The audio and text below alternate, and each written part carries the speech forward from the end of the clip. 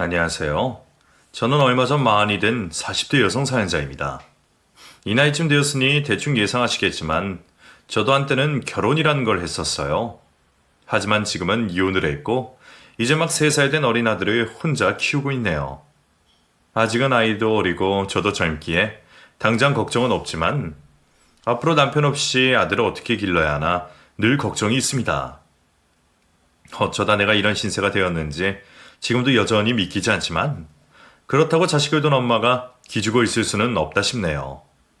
나를 이렇게 만든 그 인간들에게 복수를 하기 위해서라도 제가 누구보다 당당해지고 잘 살아야 한다는 생각에 이렇게 사연을 보내게 되었죠.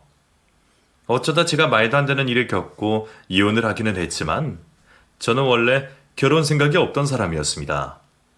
워낙 혼자 있는 걸 좋아해서 남들과 맞춰 살기 어려워하는 성격이기도 했고 그래서인지 번번이 실패하는 연애 탓에 결혼 생각은 접은 지 오래였어요. 게다가 자아 실현의 목표도 강하고 결혼보다는 일이 재미있었기에 저는 20대 시절부터 일찍이 독신주의를 마음먹으며 살아갔습니다. 성격이 원래 그런 건지 혼자 지내면서도 외로운 줄은 몰랐고 일 욕심이 워낙 많았기에 남들이 결혼하며 가정을 꾸리는 동안에도 저는 불안이나 걱정 같은 건 전혀 없었어요. 가끔씩 아이를 낳은 친구들을 보며 아이는 가지고 싶다 생각을 하기는 했었지만 말이죠. 임신과 출산은 여자만 누릴 수 있는 축복이자 행복이었기에 결혼 생각이 없던 저도 아이에 대한 욕심은 아주 없지 않았습니다. 그래서 한때는 결혼은 안 하더라도 정자기증이라도 받아서 혼자 아이를 낳아 기를까 싶은 생각을 한 적도 있었죠. 물론 처녀가 어떻게 애를 낳느냐며 기함하시는 부모님의 거센 반대로 실천하지는 못한 계획이었지만 잠시라도 그런 생각을 해본 적도 있었다는 거죠. 그런데 부모님은 제가 결혼은 안 하면서 그런 생각을 했다는 자체가 충격이셨던지 그런 저를 어떻게든 결혼시켜야겠다며 저더러 결혼을 안 하면 호적에서 파버리겠다고 난리를 치셨습니다. 하지만 제가 가만히 앉아서 저절로 결혼을 할 수는 없었어요. 그래서 부모님은 싫다는 저를 직접 데리고 다니시며 선을 보게 하셨고 매일 만날 때마다 결혼 얘기를 멈추지 않으셨습니다. 그렇게 수백 번의 선을 보고서도 제가 결혼을 하고 싶은 남자는 도통 나타나지 않았어요. 애초에 30이 한참 넘은 저를 반기는 남자도 별로 없었지만 나이 든 남자들은 다들 그런지 저와 가치관이 맞는 사람이 별로 없더라고요. 결혼을 하면 여자는 아이를 낳고 집에서 살림을 해야 한다면서 다들 나이에 맞게 구닥다리 같은 소리들만 하고 있었죠.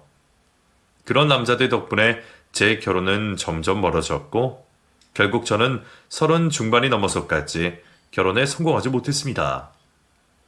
그런데도 저희 부모님은 도통 포기가 안 되시는지 어떻게든 제 결혼을 시키시겠다고 더 열심히 선자리에 저를 내보내셨어요.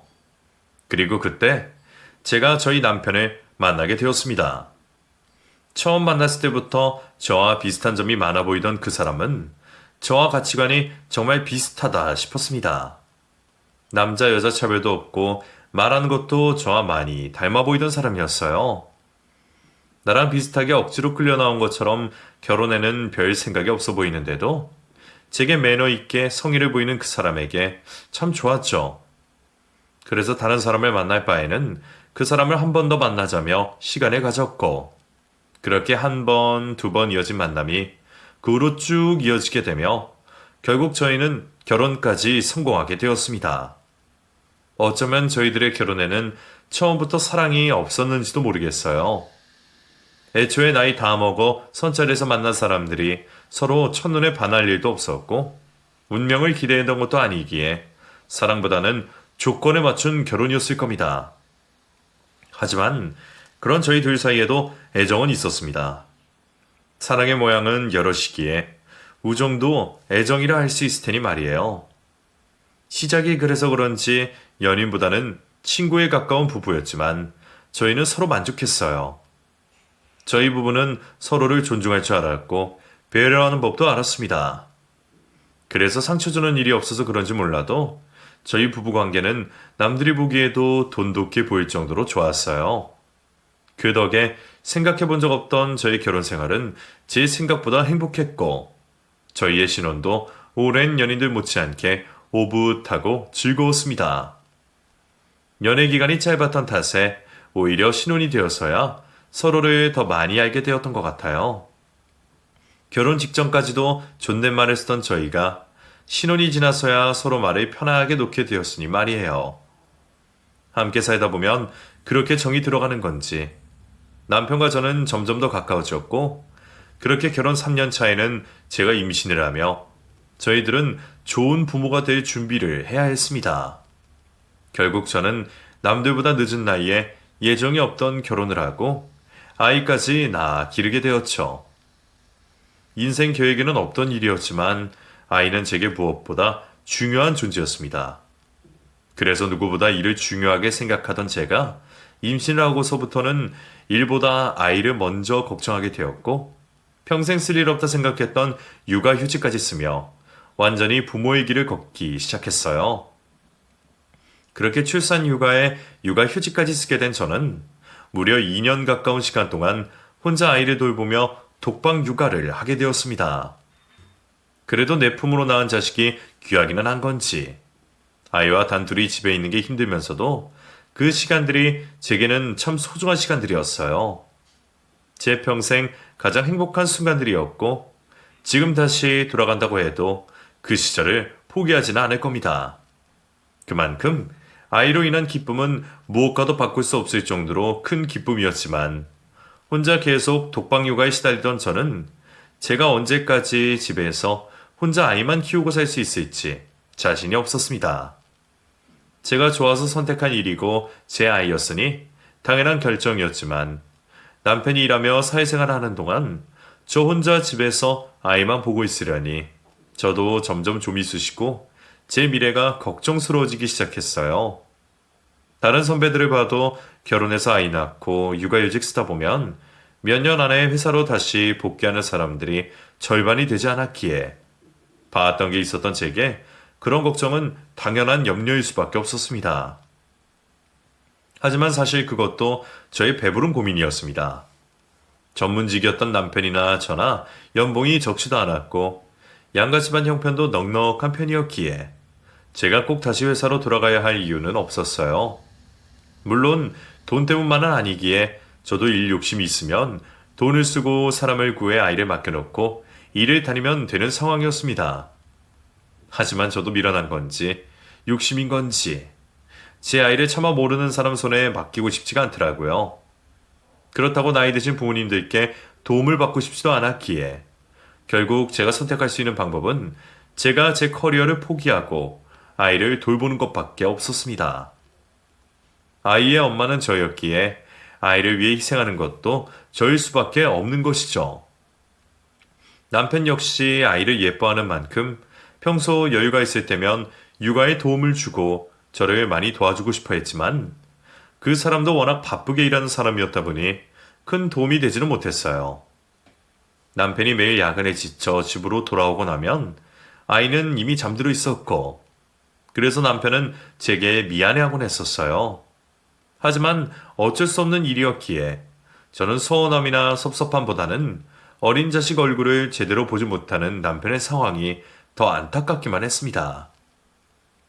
남편도 남편 자리에서 최선을 다하고 있었고, 저도 남편도 서로를 안쓰러워하며 충분한 이해가 있었기 때문에 저는 독방 육아를 두고 불평을 한 적이 없었고, 남편 역시 그런 저의 희생을 알아주고 있었어요. 남편이나 저나 요즘 세상의 부모로서 짊어져야 할 책임의 무게가 있다고 생각했죠. 하지만 모든 걸 이해하고 견디려고 생각하면서도 가끔 혼자 집에 있을 때면 나 혼자 세상과 단절되어 있다는 생각에 우울하고 불안할 수밖에 없었어요. 하지만 서로 노력하고 있었기에 그런 제 마음을 남편에게 털어놓을 수는 없었습니다. 그런데 어느 날 남편이 제게 놀라운 제안을 해왔어요. 여보, 당신 혼자 아이 키우느라 많이 힘들지? 당신이야말로 밖에서 일해야 할 사람인데 엄마라는 이유로, 아내라는 이유로 자기 삶을 포기하고 가정에 희생하는 게 참 안타깝다고 생각해. 내가 그런 당신을 열심히 도와줘야 되는데 그러지 못해서 항상 미안하고 죄책감이 들어. 당신도 혼자 가장 노릇하느라 고생하고 있는데 죄책감을 느낄 필요는 없지. 당신이 도와주기 싫어서 안 도와주는 것도 아니고. 당신도 일하느라 힘들잖아. 당신 일 바쁜 건 누구보다 내가 잘 알고. 오히려 나는 당신이 아이랑 너무 시간을 못 보내는 것 같아서 안타까워. 그건 나도 그래. 주변 다른 아빠들도 아이는 눈 깜짝할 새 사이에 큰다고. 그 시기를 놓치면 평생 후회할 거라고 그러는데 내가 일 때문에 도통 시간을 낼 수 없으네. 이러다가 우리 형원이 아빠 얼굴도 모르고 크는 건 아닐까 늘 걱정돼. 그리고 그만큼 당신한테만 육아를 맡기는 것 같아서 늘 미안하고 속상하고. 그래서 내가 생각을 많이 해봤는데 혹시 내가 일을 쉬면서 아이를 맡으면 어떨까? 당신이 일을 쉬고 아이를 돌보겠다고? 그럼 당신은 복직해서 다시 일할 수 있고 나도 당분간 쉬면서 아이랑 좋은 추억 쌓고 말이야. 물론 벌이는 주겠지만 우리가 그 정도 걱정할 형편은 아니잖아. 남편은 그동안 저 혼자 고생하고 있고 아빠가 아이와 많은 시간을 보내지 못한 게 안타깝다며 자신이 일을 쉬고 대신 육아를 하는 게 어떤가 제안을 해왔습니다. 남편의 직업 특성상 육아휴직은 말도 안 되고 휴직이 가능하더라도 저처럼 1년, 2년씩 일을 쉰다는 건 쉬운 일이 아니었어요. 어쩌면 퇴직을 말하는 거나 다름이 없었기에 남편의 그런 제안은 저도 한 번도 생각해보지 못한 일이었죠. 남편 또한 저처럼 자기 일에 자부심이 있고 일 욕심이 있었던 사람이었기에 그 결정이 쉽지 않았을 것이라는 건 제가 가장 잘 알았습니다. 글쎄, 돈이야 내가 대신 벌면 되니까 당장 큰 문제는 아니라고 해도 당신 육아휴직도 안 된다면서 회사에는 뭐라고 하려고. 사실 솔직하게 말하면 나 이직도 고민 중이야. 득이 있으면 실이 있어야지. 이거 재고 따지다가는 결론이 안 나겠더라고. 그래도 너무 걱정은 안 해. 뭐 내가 그동안 열심히 하지 않았다면 모르겠지만 이 정도 커리어라면 어디든 갈 수 있지 않을까? 아직은 불러주는 곳도 있고 운이 좋으면 재택근무로 일할 수 있는 곳에 갈 수도 있을 거야. 물론 이전만큼 벌지는 못하겠지만 아무튼 나는 당장 내 아내보다 우리 가족과 당신이 우선이니까. 당신이 나랑 형원이 생각을 그렇게나 하고 있는 줄은 몰랐어. 평소에는 당신이 워낙 표현이 없다 보니까 나도 가끔은 섭섭할 때가 있었거든. 물론 당신도 당신 상황에 충분히 노력하고 있다는 건 알지만 그래서 어쩔 수 없이 내가 더 희생해야 한다 생각했었어. 근데 당신이 가족을 그렇게 생각하고 있었다니 감동이야. 나 당신 남편이고 형원이 아빠잖아. 어떻게 가족들 생각 없이 내 생각만 하겠어? 그러니 당신도 너무 혼자 희생할 생각하지 말고 나랑 짐을 나눠지자. 어쩔 수 없이 포기해야 하는 것들은 있겠지만 그래도 가족을 위해서는 더 좋은 선택 아닐까? 남편이 노력하고 있다고는 생각했지만 그렇게나 제 걱정을 하고 있는 줄은 몰랐기에 그런 남편의 말이 제게는 무척이나 고마운 얘기였습니다. 어쩔 수 없이 아빠보다는 엄마가 더 희생해야 한다고 생각했던 제게 남편이 숨쉴 구멍을 만들어준 것이나 다름없었죠. 물론 남편이 일을 쉬게 되면 당장 겪게 될 문제들도 적지는 않았지만 아주 어려운 상황이 아니라면 남편 말대로 하는 것도 좋을 것 같았어요. 저도 그 사이 열심히 일을 해서 승진도 노리고 남편 역시 그동안 고생한 만큼 잠시라도 쉬면서 아이와 유대감을 만드는 게 좋겠다 싶었죠. 게다가 남편은 주식이나 투자도 하고 있어서 월급 외에도 수익이 꽤 있었고 정 어려우면 도움을 구할 부모님들도 있었기에 남편이 일을 그만둔다고 해서 저희가 금전적으로 무리가 될 일은 없다 생각했어요.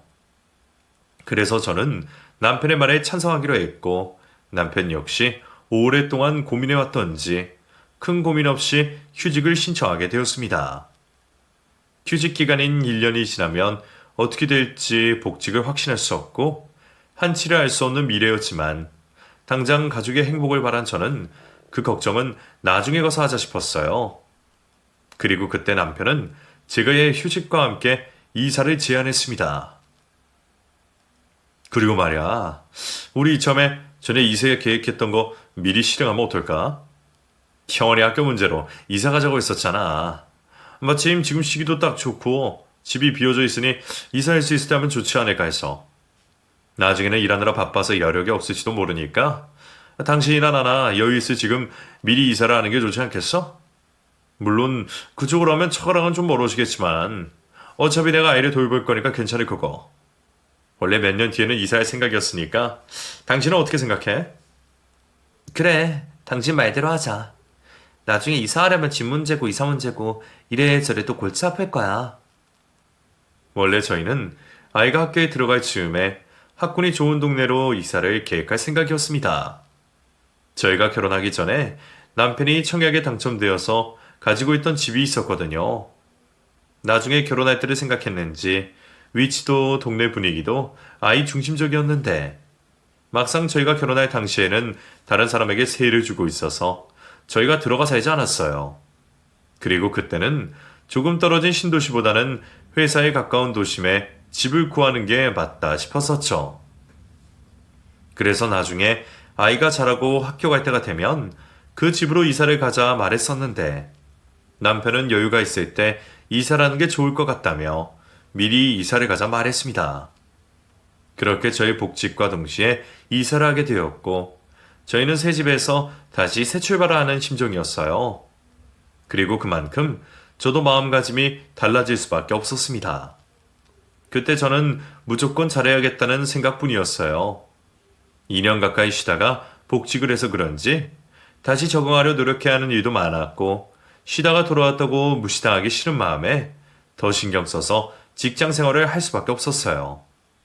게다가 그동안 얼마나 복직하고 싶었는지 회사 출근하는 꿈도 여러 번 꾸었었는데 남편이 그런 제 마음을 모르지 않고 저를 위해 자기 일까지 포기했으니 저는 그런 남편을 위해서라도 잘할 수밖에 없었죠.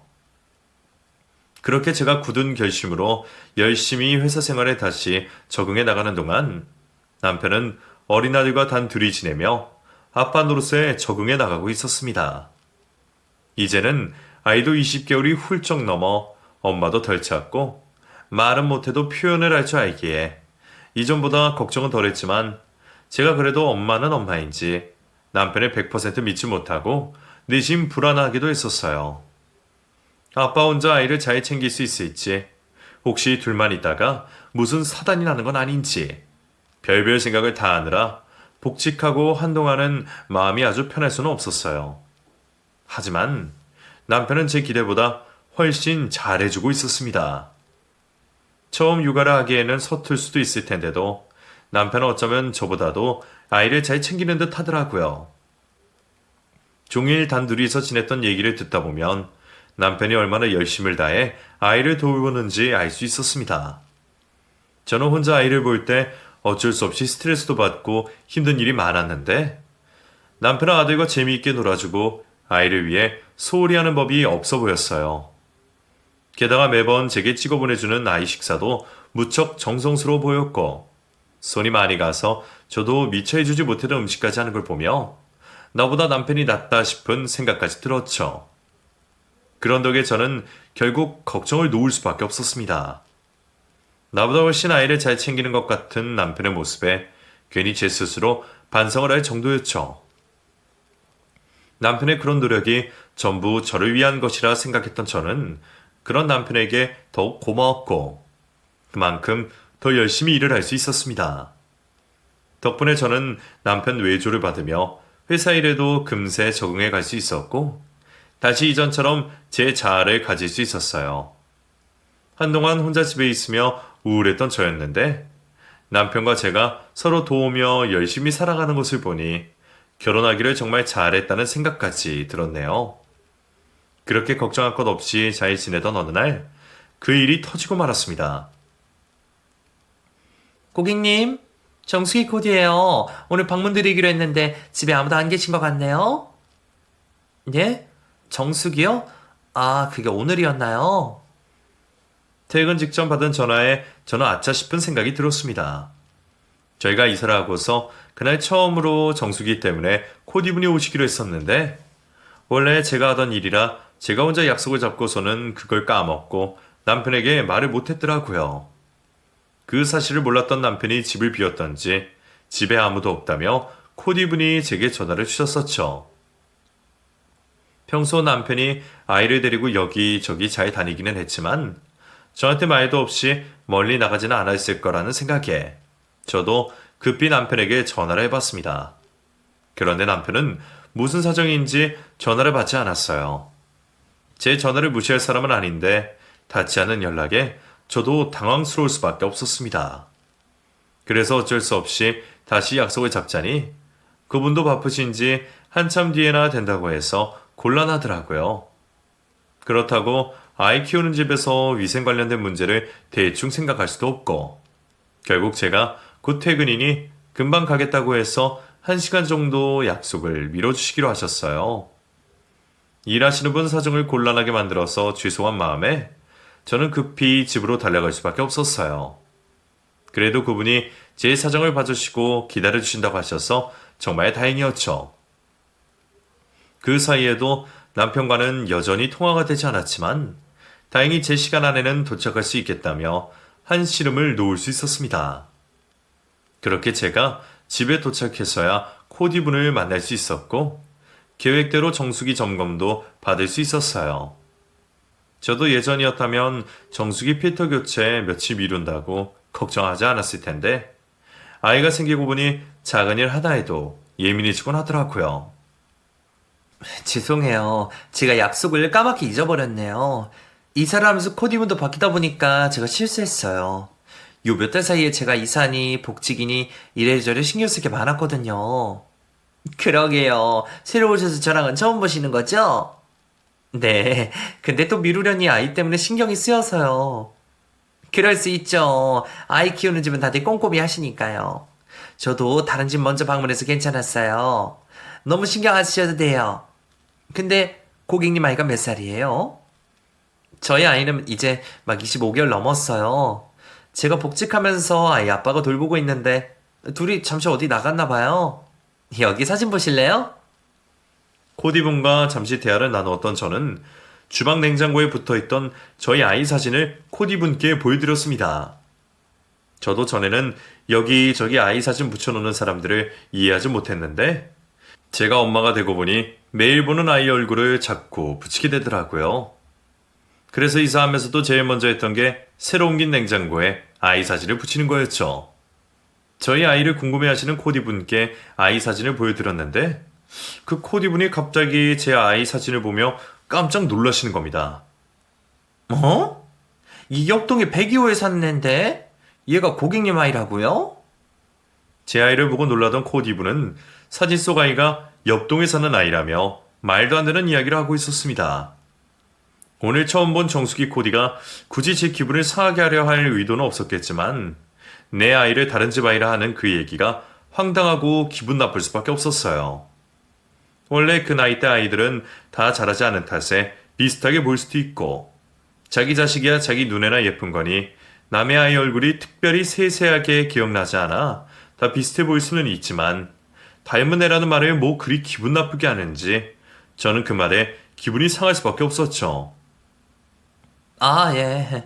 뭐 애들이야 다 엇비슷하게 생겼죠. 저희 애가 특별하게 생긴 건 아니긴 한데 그래도 그 정도로 많이 닮았나 봐요? 아니, 그게 아니라 그 애가 맞는 것 같은데?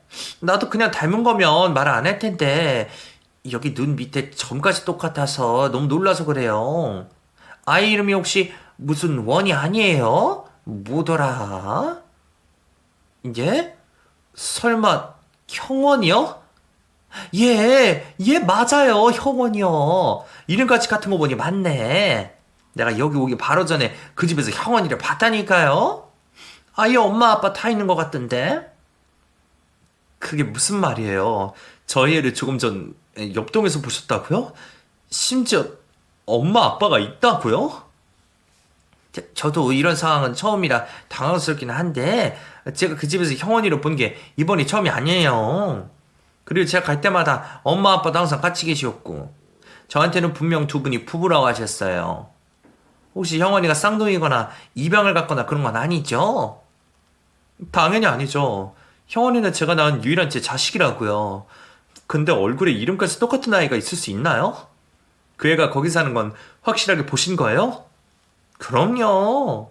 그 집에 거실부터 아이들 용품이 잔뜩 있고 엄마가 아이를 한시도 내려놓지 않는 걸 보고 참 열심히 키운다 생각했는걸요. 그저 기분 나쁜 소리라 생각했던 그 말이 왠지 의심스러운 정황이 된 순간 저는 떨리는 마음을 주체할 수 없었습니다. 코디 분께서도 당황스러우신지 조심스럽게 이야기를 하셨지만 아무리 사람이 실수해서 잘못 볼 수 있다고 해도 그냥 닮은 게 아니라 얼굴에 있는 점에 이름까지 같은 아이가 몇이나 될까 싶더라고요. 그런데 그렇게나 내 아이와 똑같은 아이가 다른 곳도 아니라 바로 내 이웃집에 있다는 사실이 저는 도저히 믿기지 않았습니다. 그 순간 연락이 닿지 않던 남편에게 이상한 생각이 들었던 저는 그 코디분이 알려준 옆동 102호로 달려갈 수밖에 없었죠. 설마 우리 아이가 남의 집에 남의 자식으로 있을 리는 없다고 생각했지만 순간 피어오르는 의심이 멈추지 않았어요. 그러고 보니 지금 몇 달 사이 아이의 반응이 이상할 때가 한두 번이 아니었습니다. 제가 혼자 아이를 돌볼 때만 하더라도 엄마가 제일 좋다며 저만 찾던 아이가 이사를 오고 제가 복직을 했을 때부터 저를 점점 꺼려하기 시작했거든요. 저를 보고 언젠가부터 엄마라고 잘하지 않고 가끔씩 저를 낯설어하는까지 아이를 보면서 저는 그게 제가 아이를 직접 돌보지 않아서라고 생각했습니다. 날 때부터 저와 같이 했던 아이였기에 잠시 적응할 기간이 필요할 거라 생각했죠. 그런데 내 아이를 옆집에서 봤다는 이야기를 들은 그 순간 정말 하고 싶지 않은 생각이 머리를 스치더라고요. 혹시 내가 모르는 무슨 일이 벌어지고 있는 건 아닌지, 남편이 제게 복직을 권한 것이 다른 꿍꿍이가 있는 건 아니었을지 말이에요. 그때까지도 그건 제 상상에 불과할 거라며 제 스스로도 확신 없이 그 상황을 믿을 수 없었지만 저는 제 눈으로 직접 확인할 수밖에 없었어요. 그리고 무작정 그 집을 찾아간 저는 다른 사람을 사칭까지 하며 미친 척 그 집 대문을 두드리게 되었죠. 계세요? 저 조금 전에 다녀갔던 정수기 코디예요. 낯선 사람에게 문을 열어주지는 않을 거란 생각에 정수기 코디라며 거짓말을 할 수밖에 없었던 저는 얼마 뒤 의심 없이 열린 문 앞에서 아주 놀라운 광경을 목격할 수밖에 없었어요. 그곳에는 우리 집과 비슷한 풍경 속에 웬 여자가 있었고 그 여자가 내 아들을 안고 있는 모습을 보고 저는 정신이 나가는 것 같았습니다. 그 여자는 처음 보는 여자였지만 그 여자 품에 안겨있는 아이가 틀림없이 내 아이라는 건 부정할 수 없는 사실이었어요. 그리고 제가 그 앞에서 제 아이의 이름을 부르자 아이 역시 저를 엄마라 부르며 제게 안기로 했습니다. 형원아. 엄마. 남편이 데리고 있어야 할 아이가 왜 모르는 여자 품에 안겨 있는지, 이 상황이 대체 어떻게 된 일인지 깊이 생각할 겨를도 없었어요. 저는 우선 내 아이를 지켜야겠다는 생각에 그 여자 품에서 곧장 아이를 뺏어 안았고 그 여자를 쏘아볼 수밖에 없었습니다. 그 여자는 제가 누군지 이 상황이 대체 무슨 상황인지 아는 건지 몰라도 갑작스러운 저희 등장에 아무 말도 못하고 순순히 아이를 제 품으로 넘겨주더라고요. 그리고 그런 여자의 뒤로 제게 너무나 익숙한 한 사람이 튀어나왔습니다. 다름 아닌 제 남편이었죠. 여보, 당신이 여긴 어떻게 알았어? 남편의 등장에 저는 너무 놀라서 자리에 주저앉을 뻔했어요. 그리고 그제서야 그곳까지 달려오면서 제가 내내 지우려고 애썼던 상상들이 사실이었다는 것을 깨달을 수 있었습니다. 제 스스로도 너무 과한 상상이라 생각하며 말도 안 된다 생각했던 일이 사실로 펼쳐진 것을 보고 저는 태어나서 처음 겪는 충격을 받아야 했어요. 내 남편과 아이가 왜 같은 아파트 옆동에서 낯선 여자와 함께 있는 건지, 이게 무슨 막장 드라마 같은 상황인가 싶어서 제가 직접 겪어도 현실감이 없다 싶더라고요. 이게 대체 무슨 상황이야? 당신이랑 형원이가 왜 모르는 사람 집에 있어? 여보, 당신이 여기는 어쩐 일이야? 대체 여기는 어떻게 알았어? 어디까지 알고 왔어? 지금 그게 궁금해? 괜히 나 떠볼 생각하지 말고 사실대로 다 얘기해. 혹시나 허튼 숫자 풀어서 거짓말할 생각이면 나 당신 가만 안 둘 거니까. 남편은 제가 끝까지 모를 거라 생각했는지 제가 찾아온 것을 정말 당황스러워했어요. 그리고 제가 어디까지 알고 찾아온 줄은 몰라 어디까지 얘기를 해야 하나 망설이는 모습이었죠. 끝까지 저를 속일 생각만 하고 있는 남편을 보니 내가 그동안 알고 있던 내 남편이 너무나 낯설게 느껴졌습니다. 우리가 사랑으로 시작한 관계는 아니었지만 그래도 그동안 서로 믿음과 신뢰가 있어 왔다 생각했어요. 절절한 사랑은 아니었어도 평생 함께할 동반자라 생각했는데 그런 남편이 나를 두고 다른 여자와 바로 옆에 살림을 차리고 있었다는 생각에 미칠 것만 같더라고요. 대체 언제부터 이런 짓을 하고 있었는지, 왜 어린 자식까지 그들의 외도에 동참을 시킨 건지 저는 궁금한 것 투성이었습니다. 하지만 남편이나 그 여자 누구 하나 제게 속 시원히 말해주려 하지 않았고 남편은 당장 면피용으로 저를 달랠 생각만 하고 있을 뿐이었습니다.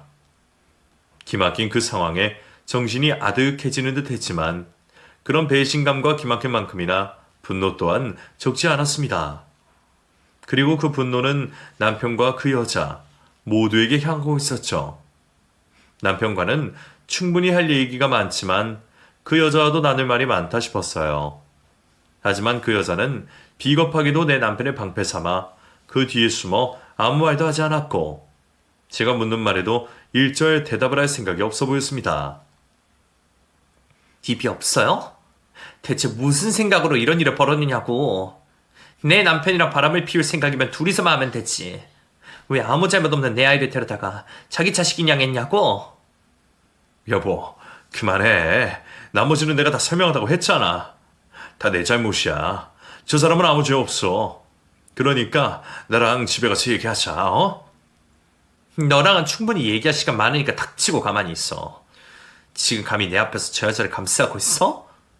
그래, 설명하기 싫으면 경찰서 가서 얘기하던가.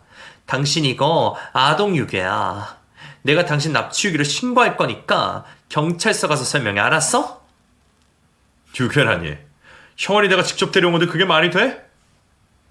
그러니까 직접 설명을 하라니까 말을 안 하잖아. 그럼 경찰서 가서라도 들어야지 어떻게 하겠어, 안 그래?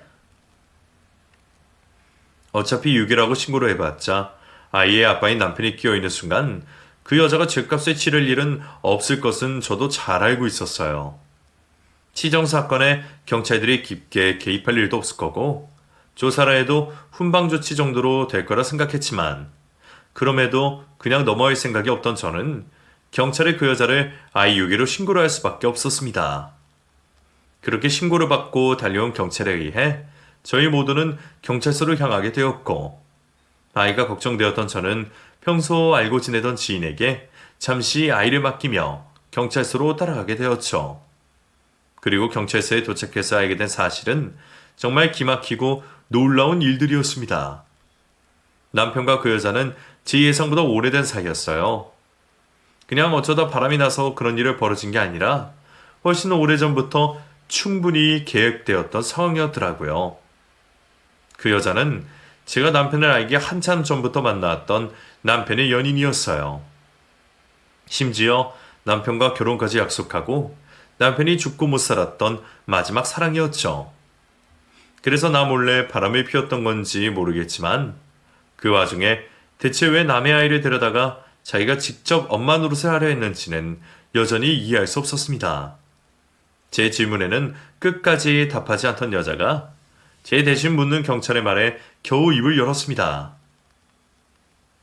아니, 두 분이 그렇고 그런 사이라 그래도 남의 애를 데려가면 어떻게 합니까? 그 집에서 대체 뭐 했어요? 애한테 뭐 해코지라도 한 거 아니에요? 그런 거 아니에요. 제가 형원이한테 왜 그렇게 하겠어요. 형원이를 제 아이처럼 아끼는데. 제가 형원이를 낳지 않았지만 저 형원이 정말 제 자식처럼 생각하면서 잘해줬어요. 제가 대신 돌봐주는 거지 나쁜 짓 한 건 정말 없다고요. 그건 아이가 너무 갖고 싶었어요.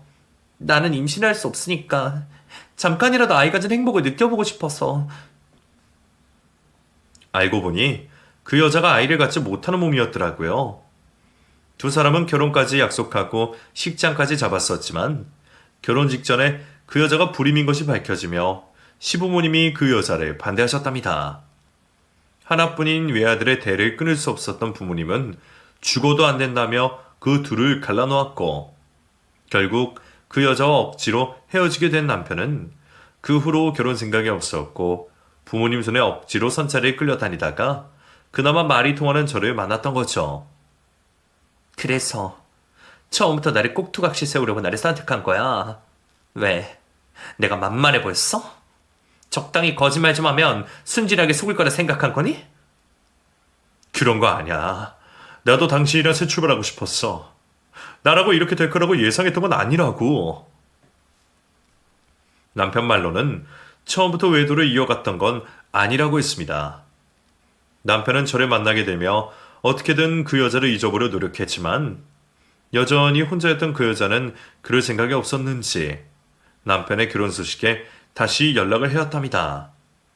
남편도 양심은 있었던 건지 처음에는 그런 여자를 피하고 모른 척 하려 했지만 역시나 첫사랑을 잊을 수는 없는 건지 결국 그 여자의 꼬임에 넘어가고 말았네요. 그 여자가 저를 얼마나 질투하고 시기했을지는 묻지 않아도 알 수 있는 일이었습니다. 자기가 사랑한 남자와 결혼한 제가 아이까지 낳았으니 얼마나 미웠을까요? 그래서인지 말없이 저를 바라보는 그 여자의 얼굴에서 저를 향한 적대심이 여실히 드러날 정도였죠. 그래서 그 여자가 그런 짓을 벌인 모양입니다. 제 자리가 원래 자신이 있어야 할 자리라 생각하며 제 남편과 제 아들을 훔치고 싶었던 모양이에요. 그리고 그 여자를 너무나 사랑했던 제 남편은 그 여자의 그런 말도 안 되는 부탁을 결국 들어주었고 저를 걱정해서 그런다는 말로 저를 속여가며 이사까지 해서 그동안 몰래 두 집 살림을 벌이고 있었습니다. 등잔 밑이 어두울 거라 생각했는지 바로 옆 동에 집을 구해놓고는 제가 없는 사이 그 집에서 둘이 부부 행세를 하고 내 아이를 데리고 부모 노릇을 하고 있었던 거죠. 그런 비밀이 이렇게 황당하게 밝혀질 줄은 아무도 몰랐습니다. 두 사람이 벌인 끔찍한 행동에 저는 정말 치가 떨리는 듯 했습니다. 그리고 그제서야 그동안 나만 바보였구나 싶은 생각에 저는 정말 죽고만 싶었습니다. 하지만 제가 죽어서는 안 될 일이었어요. 어떻게든 버텨서 그 인간들을 벌줘야 했으니까요. 저는 나를 그렇게 비참하게 만든 그 두 인간을 절대로 용서할 수 없다 생각했습니다. 한시라도 남편과 같이 할 수 없기에 저는 당장 짐을 싸들고 나왔고 친정 부모님께 사실을 알리고 바로 이혼 소송을 준비하게 되었습니다. 얘기를 전해 들으신 저희 부모님 역시 기막히긴 마찬가지셨는지 곧장 시부모님께 사실을 알리며 양쪽 집안이 완전히 뒤집어지고 말았어요. 그리고 저희 부모님 역시 무슨 수를 써서라도 그놈에게 절대로 아이를 보내지 않겠다며 저를 적극적으로 도와주기 시작하셨죠. 그런 부모님 덕분에 좋은 변호사를 구할 수 있었던 저는 차근차근 이혼 소송 준비를 하며 남편에게서 양육권을 빼앗아오기로 했습니다. 당연히 상간녀 소송은 두말할 것 없었고 그 여자의 뻔뻔한 기만 행위로 인해 저는 최고 위자료를 받아낼 수 있었어요. 남편 역시 상간녀와 외도를 하며 아이에게 마땅한 가정의 보호를 하지 못한 죄로 제게 위자료를 지불하며 양육권을 뺏기게 되었고 평생 아들을 볼 수 없게 면접 교섭권까지 박탈당하게 되었습니다. 달리 복수할 방법이 없었지만 어차피 저는 그 여자가 평생 가도 가질 수 없는 자식을 가지고 있으니 남편과 그 여자가 내 아이를 보지 못하게 하는 걸로 충분한 복수가 되지 않았을까 싶습니다. 그리고 결국 그게 가장 큰 복수가 맞았던지 재산 분할에 수천만 원 위자료를 물 때도 아무 말 없던 남편이 양육권을 뺏기고는 난리가 났더라고요. 그래서 양육권을 가져가겠다고 저를 협박까지 하며 항소를 했었죠. 이제 와서 방귀 낀 놈이 성내는지 참 어이가 없었지만 그렇다고 제가 양육권을 뺏길 일은 없었습니다. 그래도 시부모님은 다행히 정상이신지 당신 아들이 벌인 일에 크게 화를 내시며 제 대신 남편의 매타작을 할 정도로 혼내시고 탓하셨던 두 분이 그런 아들을 말려주시고 제게 양육권을 넘겨주신 덕분에 결국 남편이 더 군말 없이 아이 양육권을 포기하기로 했네요. 그렇게 남편과 저는 짧은 몇 년의 결혼 생활을 정리하게 되었고, 그 후로 남편의 소식이나 그 두 사람이 여전히 만나고 있는지 어쩐지는 알지 못합니다. 그러거나 말거나 저는 더 이상 관심도 없고 차라리 그런 쓰레기들까지 같이 모여 있어 주는 게 다른 사람들에게도 좋은 일이 아닐까 싶었거든요. 저야 이미 피해를 입고 평생 남편 없이 혼자 아이를 키워야 하는 상황이 되었지만 아빠 없다고 아이 못 키울 제가 아니기에 큰 걱정은 없습니다. 누구보다 저를 믿고 도와주시는 부모님도 계시고 저 역시 예전에 잠시나마 혼자 아이를 만들어 키울 생각을 해봤었기에 남편이라는 존재 없이도 잘 할 수 있을 거라 스스로를 믿고 있어요. 나중에 아이에게 이 일을 어떻게 설명해야 할지는 모르겠지만 저는 충분히 부모 노릇을 잘 할 수 있을 거라 생각합니다. 여러분도 그런 저의 각오를 응원해 주시기를 바라며 제 이야기를 여기서 마치도록 할게요. 감사합니다.